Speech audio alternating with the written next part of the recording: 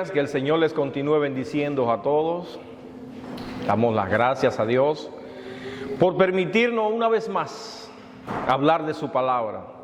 Para mí personalmente es un privilegio y un gozo, una alegría hablar de Dios. Desde que me convertí allá en el 1994, es una bendición para mí, un gozo que ha permanecido hasta el día de hoy. Y tal vez cuando muera o cierre mis ojos o Cristo venga pueda decir: hasta aquí me has ayudado el Señor. Porque siempre, como le vuelvo y le repito, es un gozo para mí hablar de aquel que entró a mi vida en aquella noche, cuando yo levanté mi mano y le dije que sí a Cristo, que viniera y hiciera morada junto conmigo, como nos dice Apocalipsis 3:20, yo estoy a la puerta y llamo. Si alguien me oye y abre su corazón, yo entraré y cenaré con él y él conmigo. Ese día yo recuerdo que le abrí la puerta del corazón a Jesús y le dije: entra, ven que te necesito. No puedo caminar, no puedo vivir. Esta vida me agobia, las situaciones.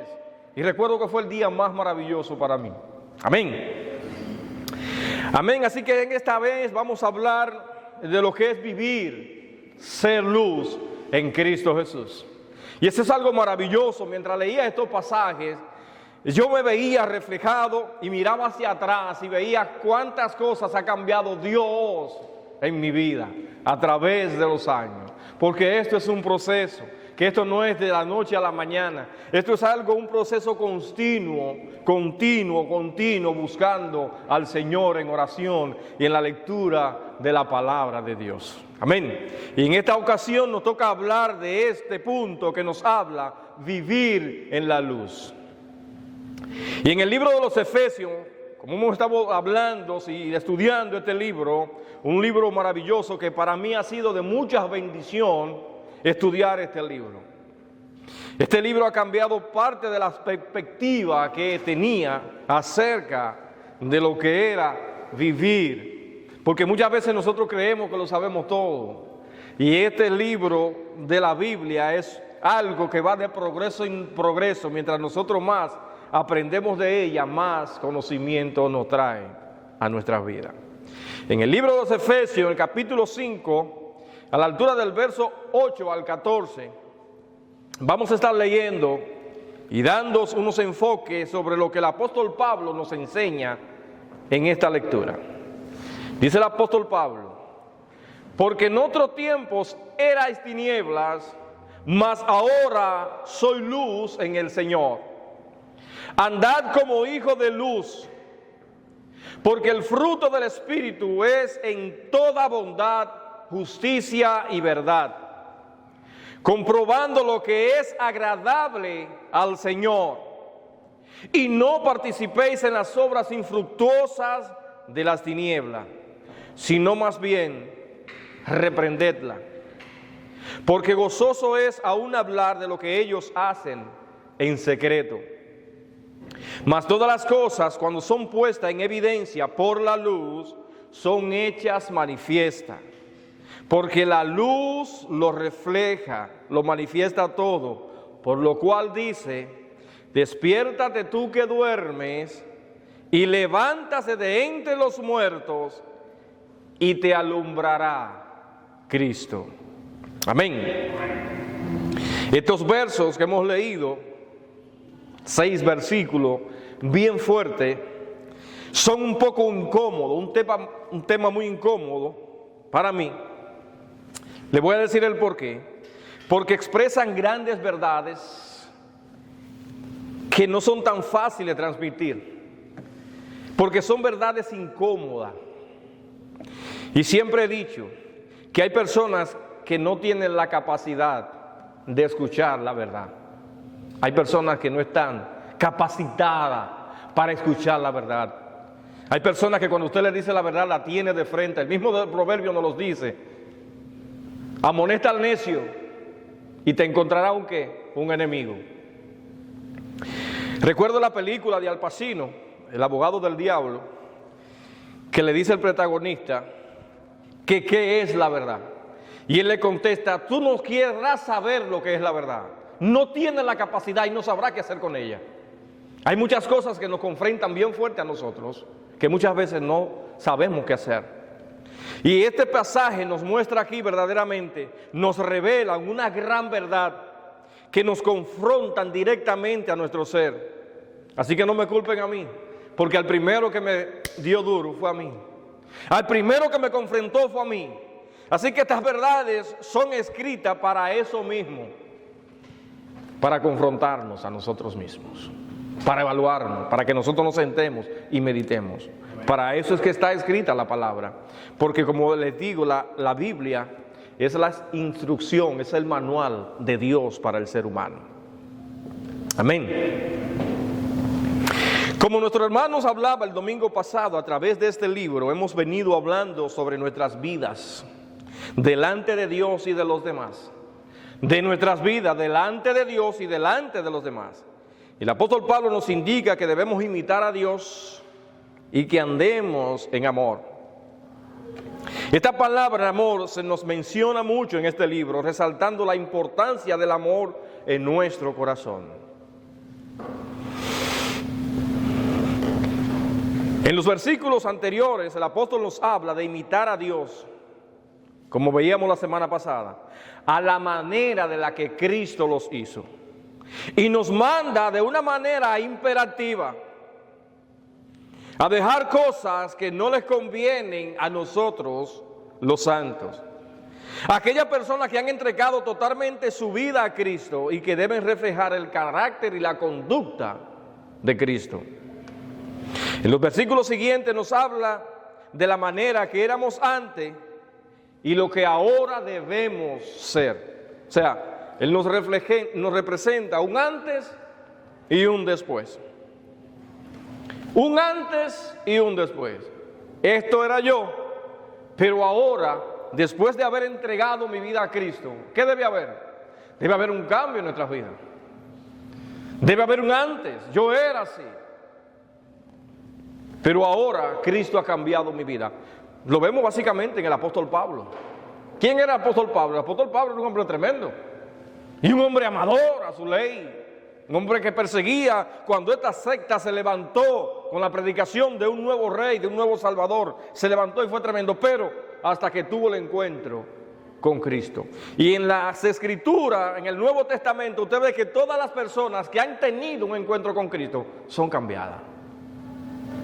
Totalmente. Es un cambio radical. Aquí hay una historia. Hay una historia sobre un hombre que muestra una sonrisa serena y ojos brillantes que irradian paz, alegría, confianza. Esa persona que cuando usted habla con ella, usted siente como esa paz en su interior. Y este hombre era así. Este hombre se llamaba Julián.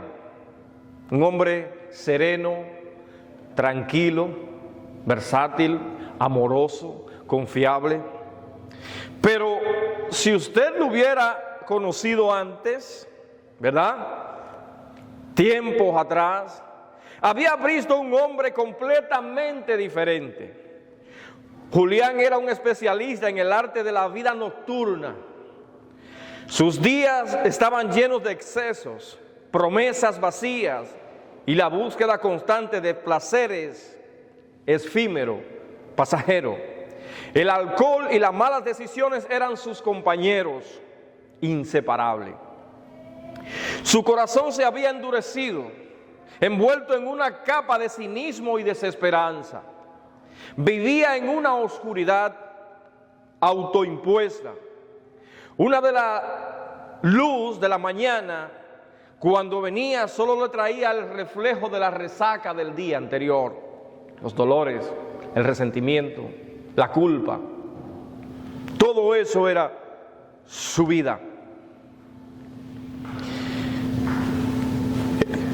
Y el arrepentimiento, su familia había intentado de todo, dice, súplicas, advertencias, oraciones, pero Julián siempre se encogía de hombro y no le daba importancia, convencido de que su camino era el único que conocía, el único que merecía el peso de sus acciones y el vacío que era tan abrumador en su corazón que lo ahogaban con lo mismo. Ya su vida se había convertido en un ciclo interminable. Pero un día, dice que Julián tocó fondo, como era de esperarse. La Biblia nos habla que todo lo que el hombre siembra, eso va a cosechar. Julián un día toca fondo, se enferma, y como que todo lo que tenía lo gastaba en las calles, en la bebida, en las mujeres, en los juegos. Siempre he visto el mismo patrón en esas personas que llevan esa conducta. El dueño de la cervecería, del alcohol y todo esto no van allá a su casa a devolverle aunque sea 1% de lo que gastó. Eso es mentira. Ahora le espera, todo lo que ha sembrado le espera. Y el pobre Julián tocó fondo, lo más profundo. Se enfermó y no tenía nada ni nadie quien lo ayudara.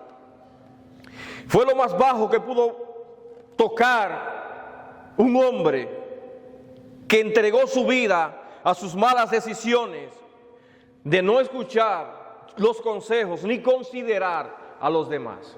Y es una característica que muchas veces tienen aquellas personas que andan en esa vida, de no considerar a los demás. No sabiendo que cuando una persona que anda en ese mundo, cuando cae en una cama, ¿quiénes son más los que sufren? Los que están a su alrededor. Aquellos que tienen que cargar con las responsabilidades que él, por su despreocupación, hizo.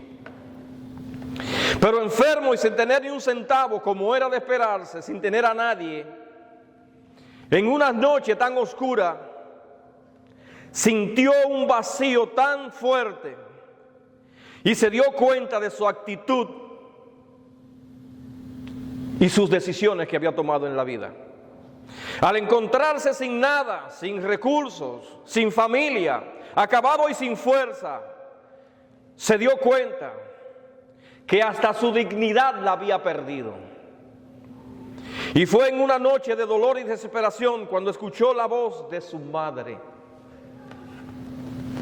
con un tono suave y amoroso, con ese amor que solamente las madres pueden ofrecerle a sus hijos.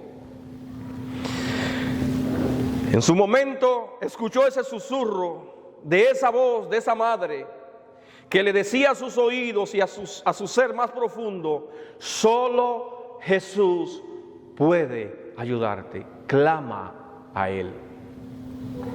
En ese momento, con esa voz tan persistente, Julián cae de rodillas ante la cama y sus ojos llenos de lágrimas y llanto y arrepentimiento expresa: Jesús, aquel Jesús que mi madre siempre me hablaba, ese Jesús que nunca escuché y que siempre ignoré, por favor, ayúdame, escúchame y perdóname. Me arrepiento de todos mis pecados y te entrego lo que queda de mi vida. Sé que soy un desperdicio y un desastre, pero si es verdad lo que mi madre siempre me decía, tú eres el único que puede ayudarme y aquí estoy, porque te necesito. Verdaderamente es doloroso y reconocer tu señorío en esta situación. Perdóname y ayúdame. Dice que en ese momento comenzó a llorar porque sus palabras no eran suficientes. Lloraba y lloraba. Y de repente dice que sintió una fuerza que lo levantó, no de sus rodillas, sino de su condición espiritual. Sintió una nueva fuerza que había entrado en su ser y lloraba, pero solo decía: gracias, Señor, por haberme escuchado.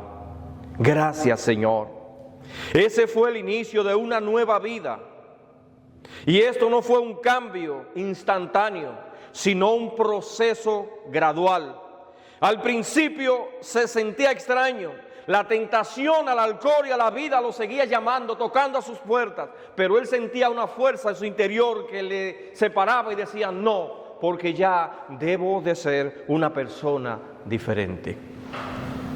Julián comenzó una vida de lucha en su mente y en su corazón por ser una nueva persona. Y ahora Julián encontró en las escrituras, en la página, encontró un espejo que le reflejaba su vida, pero también encontró una guía que lo guiaba a un futuro mejor.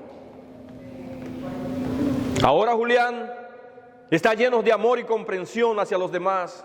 Y ahora se dedica a ayudar y a buscar a aquellas personas que también están perdidas y sumergidas en la situación en la que él se encontraba. Ahora, Julián anda por las calles dando a entender a través de su vida que sí existe un Dios que puede perdonar y cambiar a todo aquel que desee un cambio. Como nos dice Mateo 11:28, venid a mí todos los que estáis trabajados y cargados, que yo les haré descansar. Y por eso el apóstol Pablo nos dice, porque en otro tiempo serán tinieblas, mas ahora son luz. Ahora son luz. En estos versículos que vemos, el apóstol Pablo nos enfoca en el concepto de andar siendo luz. Pablo contrasta entre la vida pasada de los creyentes, oscuridad, con su nueva identidad en Cristo, que es luz. En estos pasajes Pablo nos habla lo que podríamos llamar una transición, o sea, un cambio de vida. Y también nos instruye cómo manifestar esa nueva vida en nuestro diario vivir. Nos indica que es la naturaleza de la luz reflejándose en nuestras vidas. La identidad que tomamos al entregar nuestras vidas a Cristo nos dice que ahora debemos ser diferentes a lo que éramos antes, implicando un cambio en nuestra conducta y en nuestro carácter. La otra noche meditaba en mi vida, desde que conocí a Cristo allá en 1994 hasta este día. Y solamente me llenaba de gozo y alegría y podía decir, Ebenezer, hasta aquí me ha ayudado el Señor.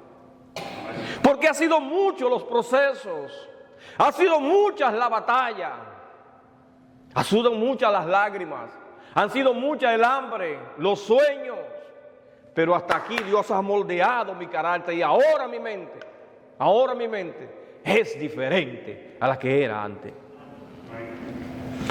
Esto implica un cambio radical que debe reflejarse en nuestras vidas sociales, ya que hemos nacido de nuevo. Debemos de entender si en verdad somos hijos de Dios, reflejar esa nueva naturaleza que hemos adquirido. Cristo define este concepto como por sus frutos. Wow, es tremendo. Yo creo que Jesús tenía un entendimiento y una sabiduría terrible. Usted sabe lo que es compararnos nosotros con árbol. Por sus frutos, yo creo que no hay muchas cosas que buscar ahí, ¿verdad? Yo creo que si yo digo cristiano, yo tengo que reflejar esto. Yo no tengo que andar con una Biblia debajo del brazo, ni con un sello en la frente que diga yo soy cristiano. Lo que va a reflejar esto es mi conducta, mi carácter. Es todo eso. ¿Cómo hablo? ¿Cómo me expreso? Eso es lo que va a reflejar mi conducta y mi carácter. Que digan, oh, tú eres cristiano, gracias por la misericordia de Dios. Que otros puedan ver, no con mis palabras, que otros puedan ver ese carácter de Cristo. Que digan, wow, es diferente. Debemos de entender, si en verdad somos hijos de Dios, que la nueva identidad no es opcional. Esto debe ser un resultado lógico de nuestra nueva naturaleza. Debe ser algo lógico, algo natural que tiene que fluir en usted. Esto nos queda muy clarito, que si somos luz, debemos de iluminar a los demás. Y no se trata de andar con un foco, enfocando a todo el mundo. Aquí iluminando, el apóstol está aquí hablando de un cambio, una conducta diferente a lo que éramos antes. Por eso nos dice, si somos luz, andemos como hijos de luz. Está en imperativo, andad. No es un consejo ni una sugerencia, es un mandato. No es un consejo ni una sugerencia, es un mandato. Anden como hijos de luz. Y aquí en el verso 9, Él nos da un indicativo sobre esa nueva naturaleza. Y hay tres conceptos que a mí me llaman mucho la atención. Nos dice, porque el fruto del Espíritu es. Wow. Toda bondad, justicia y verdad. Y la Biblia, no sé, cuando usted lee la Biblia, estos tres conceptos, la Biblia lo encierra. Si usted lo busca en su Biblia, te va a ver ahí encerrado. Los frutos del Espíritu es toda bondad, justicia y verdad. Ahí está encerrado, como señalizando esto. Esto nos indica una definición más concreta de lo que significa ser luz. Es una conexión con el texto anterior. Es que debe ser la acción del creyente, una vida activa, un estilo de vida. Eso es lo que está indicando, dando énfasis en esto. Son tres conceptos diferentes. Esta es una explicación crucial y responde a las preguntas implícitas. Ese andar en luz detalla las cualidades de una evidencia de la presencia de Dios en su vida, en mi vida. Alguien que anda en luz debe ser diferente. Son las características tres: bondad, justicia y amor y verdad. Bondad, justicia y verdad. Entonces esto nos lleva a cuestionarnos a nosotros mismos, como a mí, si en verdad somos luz. ¿Estoy siendo yo bondadoso? ¿Estoy siendo yo bondadoso? Porque a veces nosotros leemos la Biblia y la pasamos a perdido, porque del fruto del Espíritu es toda bondad, justicia y verdad. Y seguimos para abajo y no nos detenemos a estos tres puntos que vemos encerrados ahí. Y el yo comenzar a examinar estos puntos, ya que el apóstol Pablo me lo está diciendo a mí, porque él está hablando conmigo, yo debo de cuestionarme, ¿estoy siendo yo bondadoso? ¿Qué es ser bondadoso? Entonces yo comienzo a buscar esa palabra. Ser bondadoso es mostrar una disposición activa a hacer el bien y ayudar a los demás. Esto no es un sentimiento o una intención, ¿verdad? Sino es una cualidad que viene a ser parte de mí, tiene que ser parte de mí, inherente en mí. Que yo sienta el deseo de ayudar a los demás. Esto se manifiesta a través de las acciones, no de la intención, sino de la acción. Yo pienso ir a ayudar a la hermana Amada, que tiene un problema allá, pero nunca voy, nada más son intenciones. Y yo siempre he dicho que Dios no bendice intenciones, Él bendice acción. Si usted nota, ya Josué le dijo, esfuérzate y sé valiente, esfuérzate, tú tienes que esforzarte y yo estaré contigo. Pero lo contrario, te queda acostado allá pidiendo, no voy a hacer nada. Tú tienes que esforzarse. Esto no se trata, como le decía, de una intención, se trata de demostrar a través de las acciones la bondad. Es amabilidad en acción. Esto se demuestra en generosidad, dando de sus recursos, tiempos o ayuda, sin esperar nada a cambio. Sin esperar que a usted le devuelvan, porque entonces no sería ayuda. Lo que podemos aprender de esta cualidad es, cuando usted ayuda a alguien, no espere nada a cambio. Hágalo como si fuera para Dios. No espere recompensa, porque muchas veces ayudamos a alguien y decimos, sí, yo lo hice por amor. Pero cuando la otra persona no responde con gratitud, cuando la otra persona no responde igual, ¿cuál es mi reacción? Ahí eso va a reflejar inmediatamente que era lo que yo esperaba. Recompensa. Recompensa cuando la otra persona no demuestra algo recíproco, inmediatamente sale a resurgir. ¿Tan malo que? Mira eso, ¿tú sabes los favores que yo le he hecho? No debería, porque esperaba algo a cambio. Pero cuando usted hace las cosas por amor, usted se olvida de la recompensa, porque usted lo hizo en primer lugar por amor y lo hizo para Dios.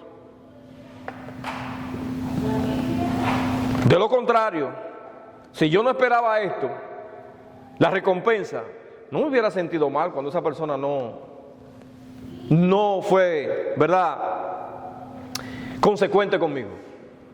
Esto demuestra que en mi corazón había una intención de esperar algo a cambio. El apóstol Pablo nos está enseñando la justicia. Este concepto se asocia con la gratitud y la moral. Lo que es correcto, con el comportamiento moral que va de acuerdo con el carácter y la voluntad de Dios. Es la cualidad de vivir en armonía con los demás de acuerdo a los mandamientos y preceptos de Dios. Se trata de una equidad y honestidad. Porque muchas veces vemos que la balanza se inclina cuando es a mí quien me toca. Cuando es a mí un ejemplo que hay alguien, un joven de un vecindario que hizo algo malo y usted quiere que la justicia le caiga el peso encima. Es correcto, ¿verdad? Que le caiga el peso encima. Claro, porque no es usted, si fuera un hijo suyo, vamos a ponerle un hijo suyo. Vamos a ponerlo si es cerca, una persona que usted ama, que usted quiere, que usted, ¿verdad? Ahí. Espérate, vamos a ver las cosas de otro punto de vista ahora, ¿verdad? Porque es muy bueno juzgar. De aquel lado, en la otra posición. Como decía un predicador. Muchas veces al pecado nosotros tenemos que ponerle la cara de alguien cercano. Ponerle la cara de alguien cercano para ver. Esto nos demuestra a nosotros que la justicia debe ser un equilibrio. Tener un equilibrio en las situaciones que se nos presentan sin ser parcial. Es juzgar justamente. El que es justo no se deja dominar por sentimientos y emociones. Es vivir lo que Jesús expresó. Hacer con los demás lo que quieren que hagan contigo. ¿Tú quieres que sean amables contigo? Pues seas tú amable con los demás. ¿Tú quieres que sean bondadosos contigo? Pues seas tú bondadoso con los demás. ¿Tú quieres que no hablen mal de ti detrás? Pues tú tampoco lo hagas. Porque es justo. Mi mamá me decía, siempre recuerdo los consejos de mi madre. Lo que tú oyes por otro, percíbelo para ti. Esto nos muestra lo que es la justicia, ¿verdad? Haz con los demás lo que quieren que hagan contigo. Al ser este aspecto que incluye lo moral, está relacionado con toda la vida del ser humano, en toda la sociedad de la vida, en todos los aspectos de su vida, incluye negocio, familia, trabajo, servicio, lo social, lo intelectual, lo espiritual. Se trata de honestidad. En este pasaje, el fruto del Espíritu que debe reflejar una persona que busca vivir de una manera diferente, reflejando la luz de Cristo en él. Esta es la segunda cualidad que nos presenta el apóstol en el verso 9. La tercera parte de este versículo se refiere a la verdad. Esto se refiere a la integridad, la fiabilidad. Esto va más allá de simplemente mentir. Esto abarca una vida de autenticidad que se alinea con la realidad de Dios. ¿Qué nos dice la palabra? Dios es veraz. Y todo hombre, mentiroso. El único que habla verdad es Dios. Pero esta es una cualidad que a nosotros como hijos del que es veraz, ¿qué tenemos que ser? Veraz también, porque somos hijos de Él. Es una cualidad que nosotros debemos también. Así como nosotros heredamos los genes, la genética de nuestros padres, ¿verdad? Nos parecemos a la madre, nos parecemos al padre, hasta un tío. Ya que cambiamos de ADN, ya que cambiamos ahora de un nuevo padre, ahora yo tengo que presentar en mi espíritu, en mi ser, no es en lo físico, sino en tu interior que viene a reflejar lo que tú eres por dentro. La verdad es lo opuesto a la falsedad. En este contexto el apóstol nos está enseñando que la verdad bíblica no es un concepto abstracto, sino que está enraizada en la persona de Jesucristo, ya que Él se identifica a sí mismo como la verdad y el camino y la vida. Vivir en la verdad, entonces vivir en un reflejo de su carácter. Nos indica que tenemos que tener una coherencia y sinceridad entre lo que digo y lo que hago. Una coherencia en lo que yo digo y en lo que yo hago. Recuerdo que cuando fui a buscar trabajo acá, mostré en mi celular los trabajos que hacía allá en Santo Domingo. Yo soy ebanista, le mostré mis dedos, ¿verdad? La herida de las manos, pero en mi celular le mostré todas las fotos de lo que hacía. Y ellos me dijeron, ok, ven, aquí hay sierra, aquí hay benzo, aquí hay caladora. ¿Qué tengo que hacer ahora? Mostrar lo que yo dije que soy. ¿Cómo? En acción. Porque si me ponen frente a una sierra y yo no sé cortar, ¿qué yo voy a decir? Es un falso. No sabía nada. Entonces yo tengo que ser coherente lo que digo con lo que hago. Eso es lo que la palabra me está diciendo a mí, me está enseñando. Tener una coherencia. Si vivimos en estas cualidades, comprobamos de una manera significativa lo que es agradable al Señor. ¿Qué es lo agradable al Señor? ¿Ustedes se acuerdan cuando Cristo fue bautizado? Que salió, ¿qué fue lo que dijo la voz? Este es mi Hijo amado, en el cual yo creo que cada uno de nosotros debiera estar pendiente, escuchar esa voz también. Este es mi Hijo amado. Y tal vez tú dirás, bueno, yo no la puedo oír audiblemente. Bueno, pero en su ser, en su espíritu, usted puede sentir si eso le agradó a Dios. Porque usted puede sospechar también sus acciones. Puede sospecharla.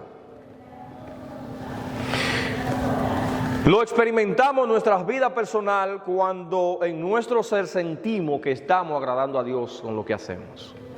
Eso es algo evidente. Cuando usted hace algo, en primer lugar, su espíritu o el Espíritu Santo lo va a reprender. Va a sentir una reprensión del Espíritu Santo, si está mal. Si en verdad usted tiene una comunión con el Espíritu Santo, cuando usted hace algo malo, el Espíritu Santo inmediatamente lo primero que hace es reprenderlo. Y tiene que estar alineado. Cuando usted siente esa satisfacción de gozo, como dijo Jesús, cuando usted siente esa satisfacción de gozo, cuando usted hace algo, usted se da cuenta que Dios se agrada de esto. Usted no tiene que escuchar su voz audible, pero en su espíritu puede sentir eso. Nos aconsejas en el versículo 11, no participéis en las obras infructuosas ¿de quién? De las tinieblas. Creo que aquí hay un gran consejo para cada uno de nosotros. Y yo digo que más que un consejo es una advertencia. Nos dice que es vergonzoso hablar de los que los demás hacen en secreto. Y yo creo que esto es un consejo para nosotros los que somos chismosos, que todo lo queremos saber. Hay gente que todo lo quiere saber, hermano Víctor. Todo el mundo lo quiere saber, todos quieren saber. ¿Pero para qué? Para salir a contar, para salir a chismear, para salir a hablar. Usted no tiene que estar hablando de lo que no le compete. Asegúrese, ¿cómo usted puede reprender? Pensemos en esto, ¿cómo yo puedo reprender a los que están haciendo el mal si yo soy participante con ellos? ¿Cómo puedo reprenderlo si yo participo? Porque estaría tratando, siendo en primer lugar un hipócrita y tratando de quitar la paja del otro de su ojo cuando el mío está ciego totalmente. Lo único que tal vez no estaría haciendo es haciendo la práctica, pero me estoy gozando con ello. Estoy chismeando para después ahorita voy a irlo a soltar allá. Dice, no participe de sus obras. No. Nos está mandando a nosotros, mire, aléjese, porque eso contamina tu espíritu. Contamina el espíritu. El apóstol Pablo en 2 Corintios 7:1 nos dice que el espíritu, limpiémonos de toda impureza de carne y espíritu. Pablo anima a los creyentes a purificar sus vidas de todo tipo de impureza física y espiritual para vivir una vida completa y santidad en el temor de Dios. Y no hay una cosa que cueste más aquí en las Escrituras que la santidad. Eso cuesta horrores. Mire, vivir en santidad cuesta sacrificio. Porque si la palabra dice que nosotros hasta con el pensamiento pecamos. hasta con el pensamiento. Vivir una vida en santidad no es fácil. Por eso que el apóstol Pablo en Romanos 12 nos habla que debemos de comenzar a transformarnos primero en nuestra mente, con quitar el campo de batalla de Satanás, porque la mente es el campo de batalla más amplio que el ser humano tiene. Ahí es donde vienen en primer lugar los pensamientos. Los pensamientos son lo que indican muchas veces lo que nosotros somos, cuando le damos cabida. Decía Martín Lutero: permite que las aves vuelen encima de tu cabeza, pero no permita que hagan nido. O sea, no permita que esos pensamientos encuentren cabida en ti. Sóplalo. Si no viene de Dios, quítalo en tu mente. ¿Cómo? Con una alabanza, con un versículo bíblico, reemplázalo. Porque es una guerra que tú tienes. A veces nosotros olvidamos esto de que es una guerra que nosotros estamos librando. Y muchas veces la guerra comienza por mí. No es por los demás, es por mí. Es con nosotros. Limpiarnos de la impureza de la carne y espíritu. No es fácil vivir esto. Esta contaminación se refiere a la impureza física y espiritual que incluye pensamiento, como les decía. Cuando Jesús dice: porque de la abundancia del corazón habla la boca. Y en primer lugar incluye los pensamientos, porque de ahí salen los malos. Salen los malos. Salen los malos pensamientos. ¿Dónde el hombre maquina? En su pensamiento. Cuando el hombre saca a flote lo que hay, ya porque su pensamiento ya está saturado de esto. Por eso que la Biblia dice, el apóstol Pablo nos enseña que en todo lo bueno, en todo lo amable, en todo lo justo, en todo lo perfecto, en esto, o sea, piensa en esto. Sustituye los malos pensamientos negativos por los pensamientos de Dios. Estas actitudes y acciones que no honran a Dios debemos de sacarlo inmediatamente. Por eso nos indica en el verso 13 que todas las cosas, cuando son puestas en evidencia, son pecados contra Dios.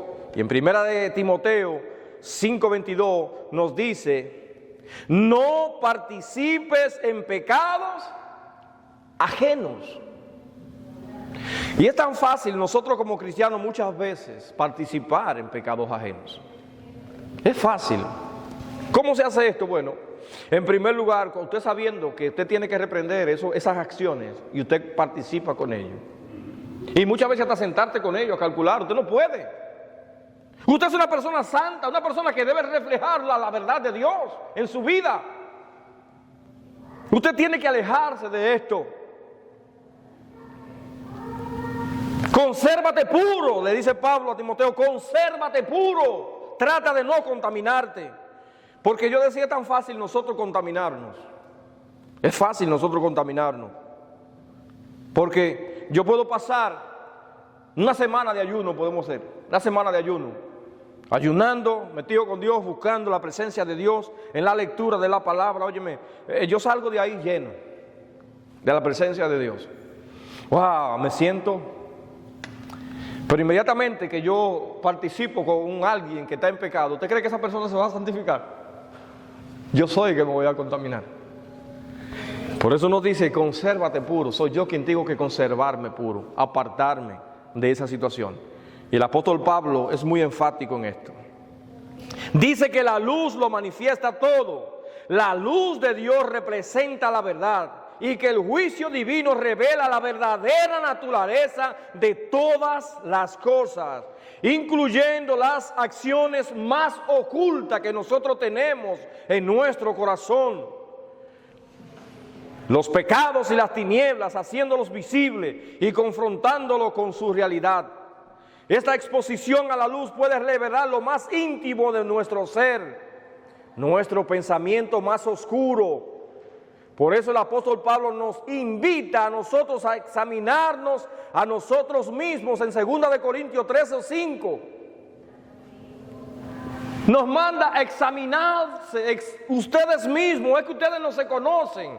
Eso es increíble, mirar personas supuestamente cristianas andar con una mente cauterizada que nada le afecta en el sentido de que pueden hacer y hablar sin pensar cosas y ofender al otro y no sentirse bien.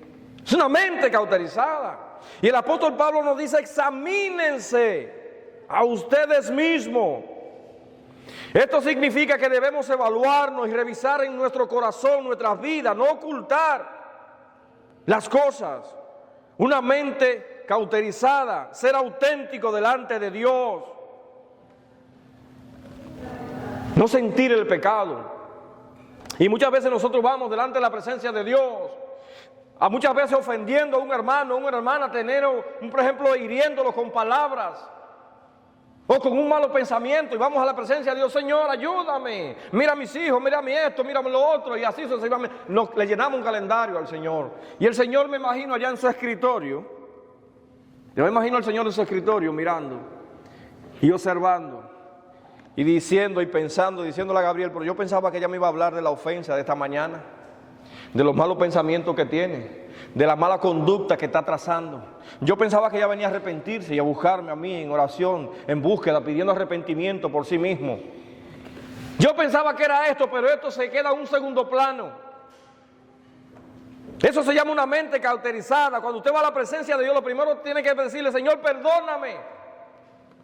Y tiene que examinarse si le ofendí a alguien, si le falté el respeto a alguien, si fui de piedra de tropiezo, porque muchas veces somos piedra de tropiezo para otros. Muchas veces somos piedra de tropiezo para que otros no conozcan el Evangelio. ¿Usted sabe lo que es eso? Nuestras malas acciones, nuestra mala conducta, muchas veces impide que muchos lleguen al arrepentimiento. Porque muchas veces dicen: si es hacer como este, mejor no soy nada. Mejor yo me quedo como estoy. Pero póngase usted en el lugar de ella, por cierto. Por eso es que nosotros tenemos que dar cuenta un día ante Dios. Tenemos que ser luz, que los demás vean y dicen: wow, es diferente esta persona, quiero ser como él. El apóstol Pablo nos dice: hágase un autoexamen. ¿Para qué? Para que se arrepientan, para que pidan perdón y se vuelvan de sus malos caminos y se vuelvan a Jehová, el cual tendrá de él misericordia. Como nos dice el Salmo 139, examíname, oh Dios, y conoce mi corazón, y pruébame, y conoce mis pensamientos, y ve si hay en mí camino de perversidad, y guíame por el camino eterno. Y yo, mientras leía este Salmo, decía: pues, Señor, y yo puedo decirte a ti que me examine. Yo puedo decirte a ti que me examine, así como lo expresa el salmista. Yo mejor prefiero hacer lo que dice Pablo: examinarme yo mismo y apartarme. Porque el Señor viene y me examina a mí mismo. Él sabe que soy carbonizado, como dicen ahí mismo. Pruébame y examíname y ve si hay en mí camino de maldad y de perversidad, y guíame en el camino eterno. Esa debe ser una oración en nosotros permanente: Señor, examíname y ayúdame a ver. Como dijo el salmista, hay pecados que están en nuestras vidas que son ocultos a la vista de nosotros. Porque las malas conductas, las malas acciones, los malos pensamientos, muchas veces pasan como el mal aliento. Así mismo no le molesta al otro. El mal aliento pasa igual. La persona que tiene mal aliento habla sin, y el otro está por allá casi asfixiándose, pero a él no le molesta. Eso mismo pasa con nuestra mala conducta, nuestra forma de ser. Otros la pueden ver, pero yo no la veo. Por eso es que nosotros como hermanos debemos de unirnos siempre y de apoyarnos, ayudarnos, porque usted tiene su defecto y yo tengo los míos, y de ayudarnos unos a otros. Bendito sea el Señor. Gloria a Dios. Esto nos enseña que Dios conoce lo más profundo de nuestro ser. Como nos dice Gálatas, Dios no puede ser burlado. Todo lo que el hombre siembra, eso segará. Y muchas veces hay cosas que no pasan en nuestras vidas, ¿sabes? Por eso. Porque tenemos áreas muchas veces que no reflejan la luz de Cristo. Tenemos cosas en nuestras vidas que no hay un reflejo de Cristo en nuestras vidas. Y por eso muchas veces que su vida espiritual no avanza. Usted tiene tantos años viviendo en la misma posición espiritual, cuando la Biblia nos dice a nosotros que tenemos que ir de gloria, en aumento, viviendo una vida diferente cada día. Debemos de buscar y examinarnos a nosotros mismos, diciéndole al Señor: desde hoy comienzo a examinar mi vida Y renuevo mi pacto contigo, como dice Deuteronomio 29 y Josué 24, diciéndole al Señor, limpia mi corazón y mi mente, y sumerjas en la presencia de Dios y ayuda. Esa debe ser nuestra petición siempre delante de Dios. El otro día me decía alguien, varón, pero es que del mundo hay tanta gente diferente. Y yo, claro, los dominicanos somos diferentes, cultura diferente, ¿verdad? Nos gusta mucho el mangú, el arroz, el arroz, habichuela y carne. En El Salvador le gustan las pupusas, en Italia le gustan los espaguetis, y todas las razas tienen su conducta diferente. Los americanos les gustan la carne media sangrona, ¿sí, verdad? Cosas que a mí... Anyway, entonces, mis hermanos, y yo le decía, sí, es verdad, todas las razas, todas las etnias, todos los países tienen su conducta y su costumbre. Por eso es que la Biblia enseña a uno solo. Está llamado que todo hombre tiene que nacer de nuevo para ser diferente. Esto no se trata de cultura, ni raíces, ni países, se trata de Dios, de ser igual a Dios. Esto no se trata de esto. Dios rompe los parámetros culturales. Esto se trata de ser diferente, de ser alguien que nos parezcamos a Cristo. Acuérdense que San Juan nos dice a nosotros, el mismo Cristo hablando, yo me voy, pero volveré y os tomaré a mí mismo. ¿Qué Cristo nos está enseñando con esto? Nos está enseñando, nos está diciendo, ¿saben qué? Yo vengo a buscar a aquellos que se parezcan a mí. Aquellos que hayan ejercido su carácter igual que yo. No es en lo físico, es en su interior, que reflejen el amor de Cristo que vino y mostró por cada uno de nosotros. ¿Y usted cree que eso es algo sencillo? Parecerse a Cristo no es algo sencillo, es un desafío. Pero para Dios no hay nada imposible. Y como dice Filipenses 4:13, todo lo puedo en Cristo que me fortalece. Esto no se trata de que yo sé mucho, porque hay muchas personas que tienen mucha, supuestamente, sabiduría. Pero yo siempre he dicho que el infierno está lleno de gente que saben. El infierno va a estar lleno de gente que saben. Esto no te trata de que usted sepa versículos, que usted se sepa la Biblia entera, y de que usted se sepa todo esto. No se trata de que usted se parezca a Cristo, de que usted represente la luz de Dios en su vida. Porque aquel día usted no va a dar cuenta por nadie, por un pastor que falló, por alguien, por un ministro que cayó. Usted no va a dar cuenta por nadie, usted va a dar su cuenta por usted. La mía, déjemela a mí, que yo me encargo de esto.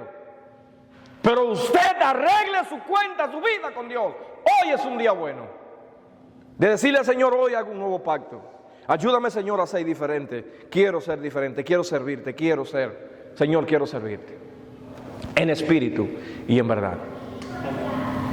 Amigo que me escucha, estas palabras no son solo para aquellos que han hecho un pacto con Dios un día. También son para ti. Despiértate de ese sueño que está sumergido, un sueño espiritual, viviendo una vida de apatía espiritual. Ven a Cristo en arrepentimiento y fe y deja de vivir una vida de mostrar versos bonitos bíblicos que ves por ahí, mostrarlo. Que eso no te va a llevar a ti al cielo. ¿Sabes lo que te va a llevar a ti al cielo? Que tú entregues tu vida a Cristo en arrepentimiento y fe. Como Él dijo en San Juan, yo no he venido a condenar al mundo, sino para que el mundo sea salvo por mí. Pero las palabras que yo le he hablado, las palabras que yo les he enseñado, esas son las que van a hacer y a dar testimonio en contra de ustedes. Esas mismas son las que van a juzgarte a ti en aquel día. Son esas mismas palabras. Porque lo que te van a decir es de manera que tú lo sabías. De manera que tú lo ponías en tu estado, que yo era el camino, la verdad y la vida. Sí, lo ponía muchas veces. ¿Y qué pasó? Porque acuérdate que también dice Jesús, muchos me dirán en aquel día, Señor, en tu nombre hicimos milagros, echamos fuera demonios y todo esto. Lo que el Señor aquel día le va a decir, apártense de mí porque yo no le conozco. Si esa persona estuvieron a ese nivel, a esa magnitud de sanar enfermos y echar fuera demonios, ¿qué nos espera o les espera a aquella persona que ni siquiera se esforzaron por ir a una iglesia? Dios te bendiga, Dios te guarde. Y Cristo en este día te dice, ven a mí Todos los que estéis trabajados y cargados, que yo te haré descansar. Y está hablando de un descanso espiritual. Despiértate de esa apatía espiritual y deja que Cristo entre en tu corazón y haga un cambio en tu vida, como lo hizo Julián y como lo hemos hecho muchos de cada uno de nosotros. Dios te bendiga y estaremos orando por ti en esta hora. Amante Dios y Padre Celestial que moras en las alturas, te alabamos, te glorificamos, te bendecimos. Te damos la gloria y la honra, Señor, porque tú te lo mereces. Tú eres único, Padre eterno. Gracias, Señor, por habernos alcanzado, por habernos sacado, Señor, de aquel lodo donde vivíamos sumergidos, por hacer, Señor, que tu luz brille en nuestro corazón, por habernos sacado, Señor mío, Padre amado, de aquella tiniebla, Señor, que nos arropaba, Padre amado, y que teníamos tanta excusa, Señor, para no aceptarte, Señor. Gracias, Señor, porque permitiste que la luz de Cristo brillara en nuestras vidas y, Señor, aprovecháramos esa oportunidad, Señor, que tú nos diste a través de tu gracia. Gracias, Padre bendito, en el nombre poderoso de Jesús. Amén.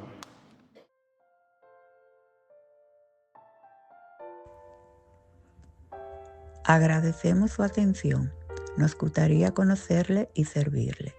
Para ponerse en contacto con nosotros, lo puede hacer a nuestro número telefónico 978-601-2409 o 978-390-2972 o vía correo electrónico a iglesiabres@email.com. Dios le bendiga.